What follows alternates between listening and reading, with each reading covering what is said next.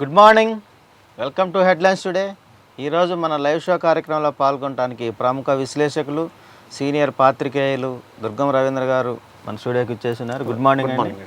ఈరోజు ముందుగా ప్రధాన పత్రికలోని వార్తలను కథనాలను చూద్దాం. సాక్షి దినపత్రిక 10-11 తేదీల్లో రాష్ట్రానికి ఢిల్లీ దూతలు, వద్దంటున్న ఆగని ఆందోళనలు, జాతీయ అవార్డుల ప్రకటన, ఉత్తమ నటుడు ప్రకాష్ రాజ్, హెలికాప్టర్ దుర్ఘటనపై సిబిఐ దర్యాప్తు, మంచి రోజులు వస్తున్నాయి, వైఎస్ మీద వెల్లువెత్తుతున్న అభిమానంపై నోరు జారద్దు, పార్టీ శ్రేణులతో చంద్రబాబు, ఇంతవరకు వైఎస్ రాజశేఖర రెడ్డిని రాజకీయ కోణంలోనే చూశాం, కాంగ్రెస్ ప్రస్తుత నాయకత్వం సుదీర్ఘకాలం కొనసాగితే మనకు ఉపయోగం, తాజా రాజకీయంపై టీడీపీ అధినేత వ్యూహరచన.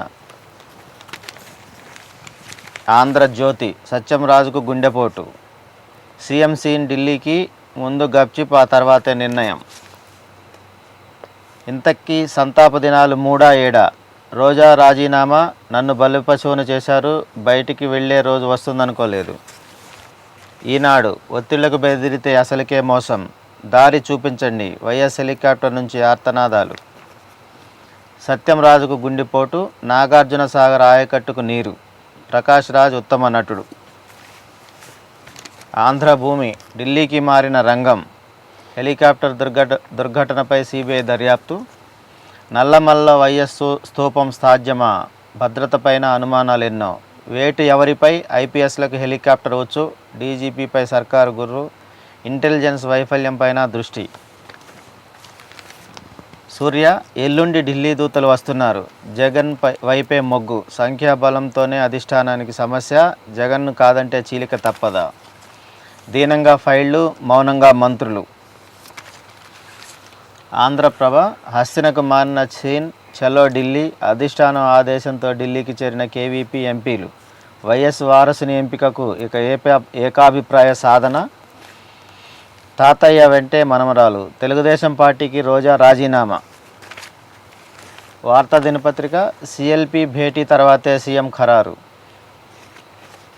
ఎన్నో అనుమానాలు, సాంకేతిక లోపాలు శాపంగా మారాయా, లోతుగా పరిశీలన, నల్లమలలో స్మారక స్తూపం సబబేనా. రవీంద్ర గారు చెప్పండి, ఇవి నేటి ప్రధానంగా వార్తలు. ఇందులో అన్ని ఢిల్లీ నుండి దూతలు నగరానికి వస్తున్నారనే దాని మీద మనం ముందుగా చర్చిద్దాం. 10-11 తేదీల్లో ప్రణబ్ ముఖర్జీ నాయకత్వంలో 4 సభ్యులతో కూడిన కమిటీ రాష్ట్రానికి వచ్చి ముఖ్యమంత్రి విషయంలో ఒక నిర్ణయం తీసుకుంటారనేది ప్రధానంగా వచ్చు. ఇక్కడ ఉన్న మెజారిటీ శాసనసభ్యులు సిఎల్పిలో తీర్మానం చేసే పరిస్థితుల్లో వాళ్ళు నలుగురు వచ్చి ఏం సాధించవచ్చు అనేది. సాధించవచ్చు అంటే దీంట్లో ఢిల్లీలో ఆ పెద్దల మైండ్ సెట్, వాళ్ళ ఈక్వేషన్స్ వేరుగా ఉంటాయండి ఖచ్చితంగా. ఎందుకంటే ఇప్పుడు రాబోయే ముఖ్యమంత్రి ఇంకా మిగిలినటువంటి 4 సంవత్సరాల 250 రోజులు మిగిలింది. ఇంకా వాళ్ళకి 100 రోజుల పాలనే ముగిసింది దాదాపు వైఎస్ ఆధ్వర్యంలో. 4 సంవత్సరాల 256 రోజులు ఇంకా మిగిలింది. ఆ 56 రోజుల్లో ఈ ముఖ్యమంత్రి అందరినీ మెప్పించాలి. ఇప్పుడు సంఖ్యాబలంగా చూసుకుంటే బహుశా గతంలో మద్దతు ప్రజాస్వామ్య పద్ధతిలో నంబర్ గేమే కరెక్ట్ అనుకుంటే, గతంలో కాంగ్రెస్ పార్టీకి సంబంధించిన ఏ ముఖ్యమంత్రికి లేనంత మద్దతు జగన్ రెడ్డికి వస్తున్నది. ఆ రకంగా ఆయన అదృష్టవంతుడు. మీరు గతంలో చూడండి, ఏ ముఖ్యమంత్రికి ఇంత సంపూర్ణ మద్దతు లేదు. ఎమ్మెల్సీలు ఏకగ్రీవంగా చెప్పారు, ఎంపీలు ఏకగ్రీవంగా చెప్పారు, ఎమ్మెల్యేలు ఏకగ్రీవంగా చెప్పారు, మున్సిపాలిటీలు, డీసీసీలు 7 డీసీసీలు ఏకగ్రీవ తీర్మానం చేసి ఏఐసీసీకి పంపించాయి. ఈ రకంగా చూసుకుంటే జగన్ రెడ్డికి ఒక అనుభవ రాహిత్యము, వయసు తక్కువ ఉందన్న విషయం తప్పితే మిగతా ఏ రకంగా చూసినా ప్రజాస్వామ్య లెక్కల ప్రకారం చూస్తే కూడా అతనికి సంపూర్ణ మద్దతు వస్తుంది. కానీ ఢిల్లీ వాళ్ళ ఈక్వేషన్స్ వేరే ఉంటాయి. ఇతను రానున్న కాలాన్ని సమర్థవంతంగా నడపగలుగుతాడా ప్రభుత్వాన్ని అన్నది ఒకటి. ఇది కాకుండా అవతల చంద్రబాబు నాయుడుకి బలం తక్కువేం లేదు, అతన్ని సమర్థవంతంగా ఎదుర్కొంటాడా లేదన్నది కూడా బాగా ఇంపార్టెంట్ అండి. ఇవన్నిటి దృష్ట్యా చూస్తే మనం ఊహించని పరిణామాలు జరిగే అవకాశం కూడా చాలా ఎక్కువ ఉంది. ఎందుకంటే అవతల కేశవరావు గారు గట్టిగా ప్రతిఘటిస్తున్నాడు, చెప్పకుండానే జైపాల్ రెడ్డి గారు బయటకి ఎస్ అంటూనే లోపల ఇంకో రకమైన ఈక్వేషన్స్లో వెళ్తున్నాడు, డి శ్రీనివాస్ గారు ఇంకో రకంగా ప్రవర్తిస్తున్నాడు. ఈ రకంగా చూసుకుంటే జగన్ రెడ్డి గారి ఎంపిక నల్లేరిమిది నడకేం కాదు.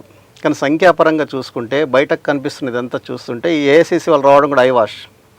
అందరినీ ఒక ప్రజాస్వామ్య పద్ధతిలో మేము చేస్తున్నామని చెప్పడం కోసమే కానీ వాళ్ళు వచ్చి ఏదో చేస్తారని కాదు. దీంట్లో ఈక్వేషన్స్ వేరే ఉంటాయండి. రకరకాల ఈక్వేషన్స్ ప్రకారం వాళ్ళు చాలా లెక్కలు వేసుకొని అవతల పక్షం అంటే చంద్రబాబు నాయుడు కూడా ఎలా ఎదుర్కోవాలి, ఇప్పుడు తెలంగాణ ఇష్యూ ఉంది దాన్ని ఎట్లా ఎదుర్కోవాలి, నక్సల్స్ ఇష్యూ ఉంది దాన్ని ఎట్లా ఎదుర్కోవాలి, ఆర్థిక వనరుల సమీకరణ, ఆంధ్రప్రదేశ్ గవర్నమెంట్ ఈసారి వర్షాలు తక్కువ ఉన్నాయి, పంటలు సరిగ్గా పండకపోవచ్చు, ఎట్లా అన్నది ఇవన్నీ చాలా ఈక్వేషన్స్ ఉంటాయి వాళ్ళకి. 101 కారణాలు 101 ఈక్వేషన్స్ చూసుకొని వాళ్ళు వైఎస్ వారసుని ఎంపిక చేస్తారు.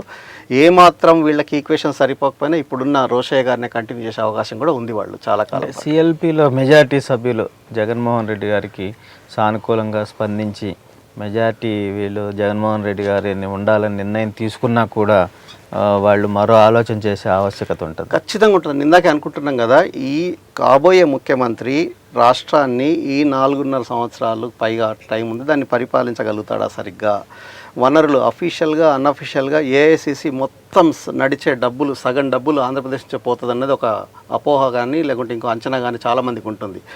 ఏఐసిసి కానీ మొత్తం భారతదేశంలో కాంగ్రెస్ పార్టీ నడపడానికి సరిపడా నిధులని మ్యాక్సిమం నిధులని ఆంధ్రప్రదేశ్ వాళ్ళే అందిస్తారన్నది ఒక అభిప్రాయం ఉంది మనకు బయట లోపల అంతా కూడా. అట్లా ఈ కాబోయే ముఖ్యమంత్రి రాష్ట్రాన్ని ఆర్థికంగా ముందుకు తీసుకెళ్ళాలి. ఏఐసిసికి ఏఐసిసి పెద్దలకి అధికారికంగా అనధికారికంగా ఇచ్చే కప్పమనండి ముడుపులనండి మన మీడియా వాళ్ళు రకరకాల పదాలు వాడుతున్నారు. ఖచ్చితంగా ఎంతో కొంత ఖర్చులు ఉంటాయి. వీటన్నిటిని సమర్థంగా మేనేజ్ చేయగలిగిన వ్యక్తి ఎవరన్నది కూడా వాళ్ళు చూసుకుంటారండి. ఈ రకంగా చూస్తే అంత ఈజీ ఏం కాదు. జనాభిప్రాయం ఉండగానే సిఎల్పిలో మెజారిటీ సభ్యులు అనగానే ఏఐసిసి వాళ్ళు తల ఊపి అతను ఎంపికను ఓకే చేస్తారని చెప్పడానికి ఏమాత్రం ఆస్కారం లేదు. రవీంద్ర గారు, మీరు మనం ఇక్కడ నలుగురి సభ్యుల్ని కమిటీలో సభ్యులు తీసుకుంటే ఆ నలుగురు కూడా దాదాపుగా అందులో ముగ్గురు ప్రస్తుతం ఉన్న వైఎస్ రాజశేఖర రెడ్డి గారికి గతంలో వీరు ముగ్గురు కూడా చాలా సన్నిహితులుగా చెప్పచ్చు. ప్రణబ్ ముఖర్జీ గారి కమిటీలో ప్రణబ్ ముఖర్జీ గారు కూడా ప్రస్తుతం అంతకుముందు బాంధవ్యాలు ఎక్కువగా కొనసాగించినా కూడా తర్వాత ఇప్పుడు ఉన్న పరిస్థితుల్లో కేశవరావు గారితో బాగా సన్నిహితంగా ఉంటున్నారు అనేది. అంటే ఈ నలుగురిలో కూడా వైఎస్కి అనుకూలంగా స్పందించే అవకాశం ఏమి చెప్పలేమంటే రాజకీయాల్లో సాన్నిహిత్యాలు స్నేహాలు శత్రుత్వాలు ఏవి పర్మనెంట్ కాదు. యాజ్ అంటే ఈరోజు నాకేంటి ప్రయోజనము, 2014 ఎన్నికల తర్వాత మాట్లాడడానికి కాంగ్రెస్ పార్లమెంట్ సభ్యులు మందా జగన్నాథం గారు ఢిల్లీ నుంచి పూణేలో ఉన్నారు. వాళ్ళని అడిగి తెలిసిన. గుడ్ మార్నింగ్ జగన్నాథం గారు. గుడ్ మార్నింగ్ గారు. గుడ్ మార్నింగ్ అండి, నమస్కారం. జగన్నాథం గారు చెప్పండి, మీరు ఢిల్లీలో ఉండి కాబోయే ముఖ్యమంత్రి ఎవరన్న విషయంలో రాష్ట్రానికి సంబంధించిన ఎంపీలు మరియు కేవీపీ గారు కూడా ఢిల్లీలో ఉన్నారని చెప్పి పత్రికల్లో వార్తలు వచ్చినాయి. ముఖ్యమంత్రిగా ఎవరు కాబోతున్నారు? మేము ఢిల్లీకి వచ్చిందంతా కూడా ఇప్పుడు మాకందరికి కూడా పార్లమెంట్ మెంబర్స్ కమిటీ మీటింగ్స్ ఉన్నాయి, అన్ని నోటీసులు వచ్చాయి మాకందరికి. హలో చెప్పండి. దాంతో పాటు ఈనాడు రాజకీయ చర్చ జరుగుతుంది కాబట్టి సరే ఏ నిర్ణయం అయినా కానీ అందరూ కూడా హైకమాండ్ నిర్ణయానికి తలకోవాల్సిన అవసరం ఉంటుంది. It is prerogative. మనకు అభిప్రాయాలు ఉండొచ్చు, కాకపోతే అంటే హైకమాండ్ తుది నిర్ణయం. ఇది ఒక జాతీయ పార్టీ, దీనికి ఒక ట్రెడిషన్ ఉంది, మొదటి నుంచి కూడా ఒక ట్రెడిషన్ ఉంది. అయితే మన అభిప్రాయం చెప్పడంలో తప్పులేదు. ఈనాడు ఇక్కడ ఎంపీలంతా వచ్చింది కూడా వారి నియోజకవర్గాల్లో ఏవైతే ఉంటారో వాటిని ఎవరు అడిగితే చెప్పడానికే కానీ ఏమి లాబింగ్ చేసి తర్వాత పలానా వ్యక్తికి ఇవ్వాలి చెప్పాలనే ఉద్దేశంతో ఎవరో ఉన్నట్టు కూడా కనిపించలేదు. దాంతోపాటు కమిటీ మీటింగ్స్ ఉన్నాయి. కమిటీ మీటింగ్స్ బట్టి వచ్చింది కాబట్టి ఈ సమయంలో దాని మీద చర్చించడానికి అవకాశం ఉంది. ఒకవేళ అడిగితే ఏంటంటే వీళ్ళ అభిప్రాయాలను కూడా చెప్పడానికి అవకాశం ఉంది.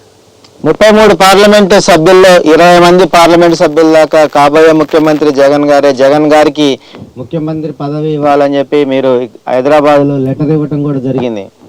అయితే దీని మీద కేంద్రంలో కానీ ఏఐసిసి మీద కానీ పార్లమెంటు సభ్యులంతా కలిసి జగన్ గారికే సీఎం ఇవ్వాలని ఏమన్నా ఒత్తిడి చేయదలుచుకున్నారా?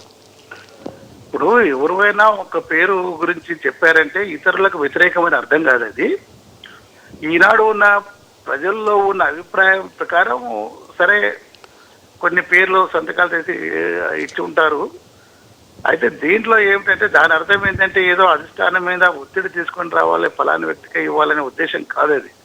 స్వయాన జగన్ గారు కూడా చెప్పడం జరిగింది ఏమిటంటే అధిష్టాన వర్గాన్ని నిర్ణయానికే కట్టుబడి ఉందాం, అధిష్టానం ఏ నిర్ణయం తీసుకుని ఆ నిర్ణయాన్ని మనం ఆమోదిద్దామని చెప్పేసింది. అలా ఆయన స్పష్టంగా చెప్పడం జరిగింది. ఇప్పుడు వ్యక్తుల అభిప్రాయాలు చెప్పడంలో ప్రజాస్వామ్యంలో తప్పేమి లేదు. దాంట్లో ఇప్పుడు చాలా మంది కూడా ఆ అభిప్రాయంతోనే చెప్తుంటారు తప్ప దాంట్లో నేను అనుకునేది ఏంటంటే అభిప్రాయం చెప్పినంత మాత్రాన అధిష్టానం మీద ఒత్తిడి తీసుకురావడము, తర్వాత ఇక్కడ వచ్చేది లాబింగ్ ఒత్తిడి చేశారనే దాంట్లో నేను అనుకుంటాను ఏమాత్రం అర్థం లేదంటా నేను. ఎందుకంటే ఈ ప్రజాస్వామ్యంలో అడగొచ్చు అడగకపోవచ్చు, high command is authority, final authority.